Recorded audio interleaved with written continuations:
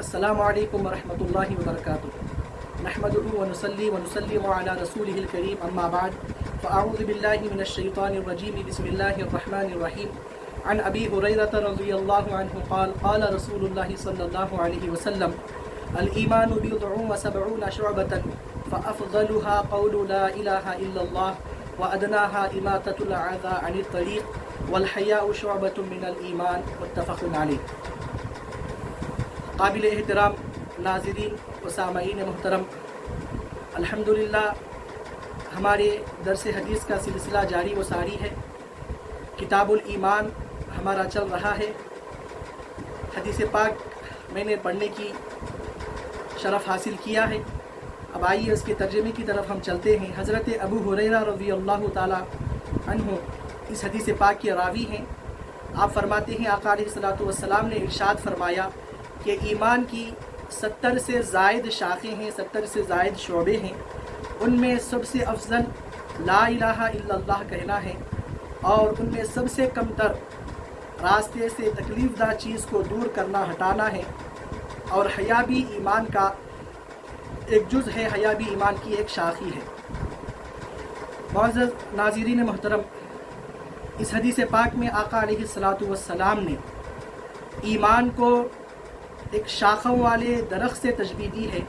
शारिहीन फरमाते हैं कि ईमान को यहाँ पर शाखों वाले दरख्त से आका अलैहिस्सलातु वस्सलाम ने तशबीह दी है कि उसकी जो असल है ला इलाहा इल्लल्लाह यानी कि शहादत उसकी असल है और बाकी के तमाम आमाल सालिहा गोया की उसकी शाखें हैं। जिस तरीके से कुरान करीम में भी अल्लाह रब्बुल इज़्ज़त ने कलिमे तय्यबा को एक पाक दरख्त से तशबीह दी। फरमाया कशजरतिन तय्यबतिन अस्लुहा साबितुन व फरउहा फिस समा, कि कलिमा तय्यबा की मिसाल ऐसे ही है जैसा कि एक पाकीज़ा दरख्त है और उसकी जो असल जड़ है वो साबित है मोमिनीन के क़ुलूब में और उसकी जो फ़ुरू है वो आसमान तक बुलंद है। तो इस तरीके से आका अलैहिस्सलातु वस्सलाम ने भी इस हदीस पाक में ईमान को दरख्त ऐसे दरख्त से तशबीह दी कि जिसकी बहुत सारी शाखें हों। असल में तो ला इलाहा इल्लल्लाह कहना, याद रखिए, असल में तो ला इलाहा इल्लल्लाह कहना ये ईमान की शाख नहीं है बल्कि ये असल ईमान है, असल ईमान है। और इसके बाद जितनी भी चीज़ें हैं आमाल सालिहा है ये तमाम उसकी शाखें हैं। और बुनियादी तौर पर ला इलाहा इल्लल्लाह कहना, मुहम्मदुर रसूलुल्लाह कहना ये असल ईमान है। और जितनी भी उसकी शाखें हैं वो उस ईमान को मुकम्मल करने वाले, उसमें उम्दगी और हुस्न पैदा करने के लिए होती है। तो मालूम हुआ आका अलैहिस्सलातु वस्सलाम ने हमको ये बतलाया ईमान सिर्फ़ ला इलाहा इल्लल्लाह मुहम्मदुर रसूलुल्लाह कहने का नाम नहीं है बल्कि ईमान की और भी शाखें हैं। ला इलाहा इल्लल्लाह कहना, मुहम्मदुर रसूलुल्लाह कहने वाला ये मुसलमान तो हो जाएगा, मोमिन हो जाएगा, लेकिन ईमान ये एक खसलत वाहिदा का नाम नहीं है बल्कि और भी चीज़ें ईमान में दाखिल हैं जो ईमान को कमाल को पहुंचाती है। और बतलाया कि इनमें जो सबसे अफजल है ला इलाहा इल्लल्लाह कहना, मतलब अफजल का माना ये है कि शहादत यानी गवाही देना तो ये असल ईमान है, लेकिन ज़िक्र के एतबार से जो अज़कार इस्लाम में बताए गए हैं उन अज़कार में सबसे ज़्यादा जो अफजल ज़िक्र है ला इलाहा इल्लल्लाह कहना है।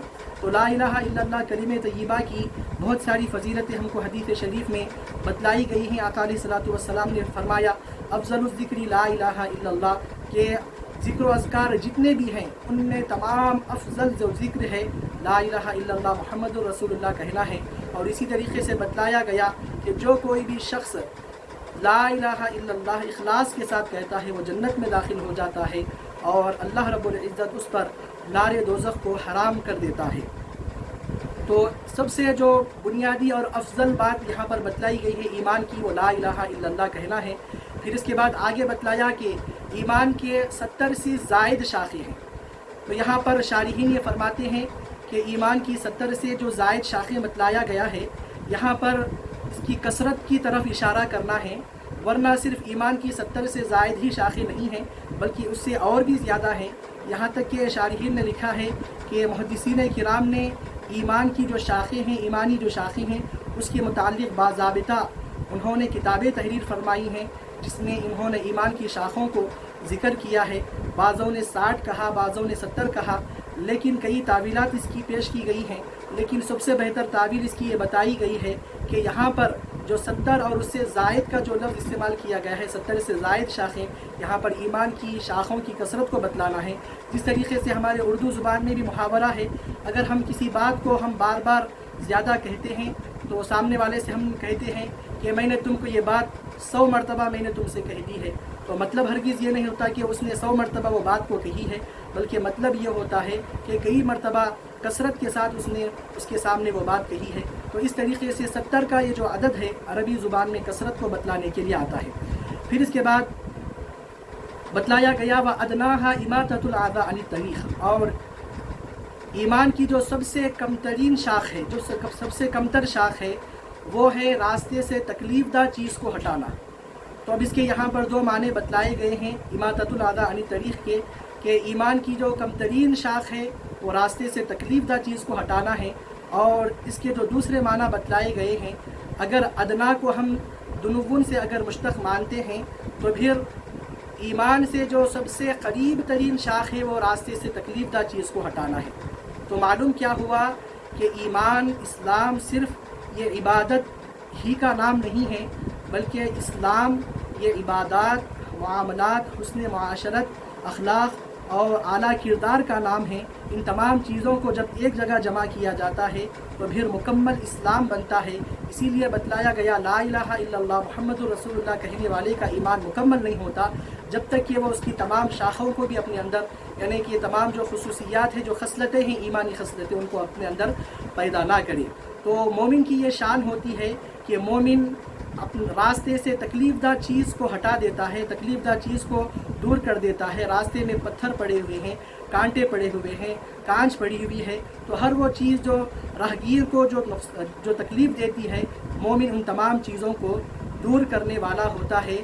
اور مومن کی یہ شان نہیں ہوتی کہ وہ دین کے نام پر راستوں کو روک کر، جس طریقے سے فی زمانہ کیا جاتا ہے کہ فی زمانہ دین کے نام پر راستوں کو روک کر لوگوں کو، راہگیروں کو تکلیف دی جاتی ہے، مومن کی ہرگز یہ شان نہیں ہوتی۔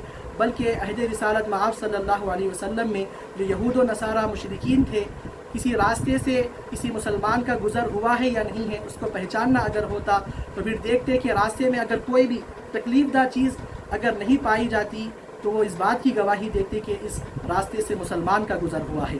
تو معلوم ہوا کہ مسلمان اپنے ہاتھ اور کسی بھی عضو سے کسی دوسرے لوگوں کو تکلیف نہیں دیتا۔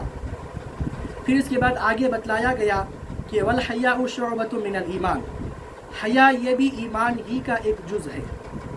اب حیا کس کو کہا جاتا ہے؟ حیا کے دو معنی یہاں پر بتلائے گئے ہیں۔ حیا دو قسم کی ہوتی ہے، ایک حیا نفسانی ہوتی ہے اور ایک حیا ایمانی ہوتی ہے۔ اب یہاں حیا ایمانی کو ہم کو سمجھنا ہے۔ حیا ایمانی کس چیز کو کہا جاتا ہے؟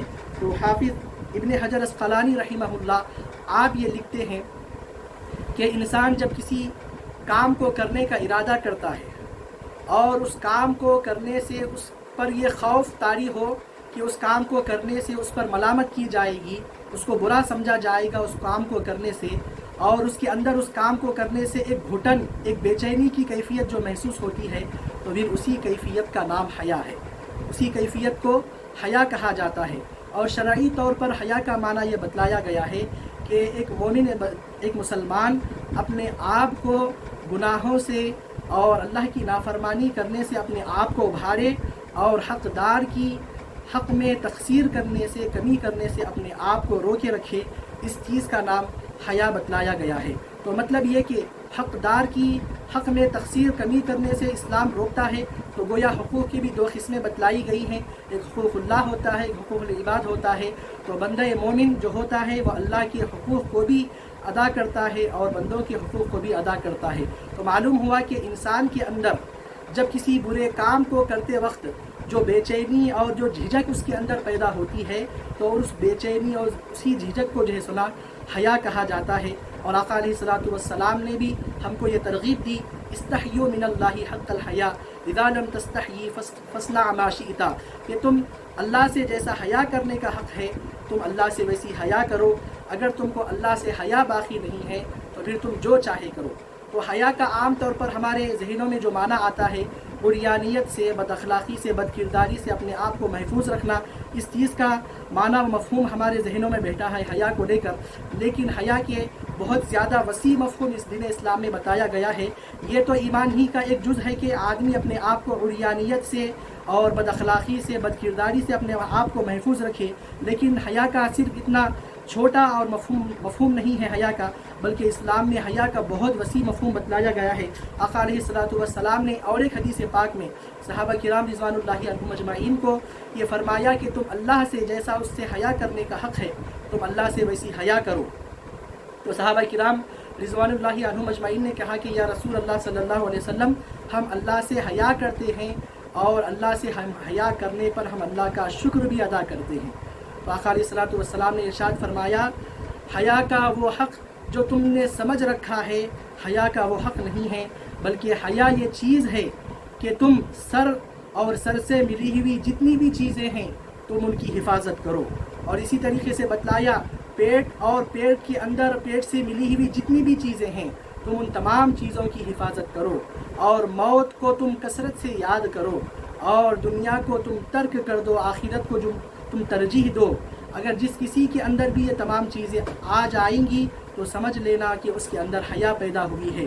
تو معلوم یہ ہوا کہ سر اور اس کے ساتھ ملی ہوئی چیزیں اس کی حفاظت کرنا، اور پیٹ اور اس کے ساتھ ملی ہوئی چیزیں اس کی حفاظت کرنا، تو معلوم ہوا آنکھ کے ذریعے، کان کے ذریعے، زبان کے ذریعے، اپنی شرمگاہ کے ذریعے، الغرض انسانی جسم کے جتنے بھی اعضاء ہیں ان تمام اعضاء کو گناہوں سے محفوظ رکھنا، گناہوں سے بچائے رکھنا، یہ حیا کا معنی و مفہوم ہے۔ اسی لیے آقا علیہ الصلوۃ والسلام نے غور کرنے کی بات ہے، جب حیا کی بات آئی تو آقا علیہ الصلوۃ والسلام نے حیا کو عمل سے نہیں جوڑا، الحیاء من اعمال الاسلام نہیں کہا، بلکہ فرمایا الحیاء من الایمان، بلکہ فرمایا کہ حیا یہ ایمان کا جز ہے۔ تو اس سے ہم کو حیا کا اندازہ ہوتا ہے، اور حیا کا اندازہ، حیا کی کیا اہمیت ہے دین اسلام میں، اس بات سے بھی ہم کو اندازہ ہوتا ہے۔ آقا علیہ الصلوۃ والسلام نے افضل کا ذکر کیا اور ادنا کا ذکر کیا، درمیان کی چیزوں کو بیان نہیں کیا، بلکہ درمیانی چیزوں میں صرف حیا کا ذکر کیا۔ تو اس سے ہم کو حیا کی اہمیت کا اندازہ ہوتا ہے۔ اسی لیے آقا علیہ الصلوۃ والسلام نے فرمایا الحیاء خیر کلہ، کہ حیا یہ سراسر خیر ہی ہوتا ہے۔ جہاں حیا ہوتی ہے وہیں ایمان ہوتا ہے، اور جہاں حیا نہیں ہوتی وہاں ایمان نہیں ہوتا۔ تو یہ چند ضروری الفاظ و کلمات حیا کے متعلق اور اس حدیث پاک کے متعلق ضروری باتیں آپ کے گوشے گزار کی گئی۔ آخر میں اللہ کی بارگاہ میں دعا ہے کہ مولا کریم ہم کو اللہ سے جیسا حیا کرنے کا حق ہے اس طریقے سے ہم کو اللہ سے حیا کرنے کی توفیق عطا فرمائے، اور ایمان کامل ہم کو عطا فرمائے۔ آمین وما علینا الا البلاغ۔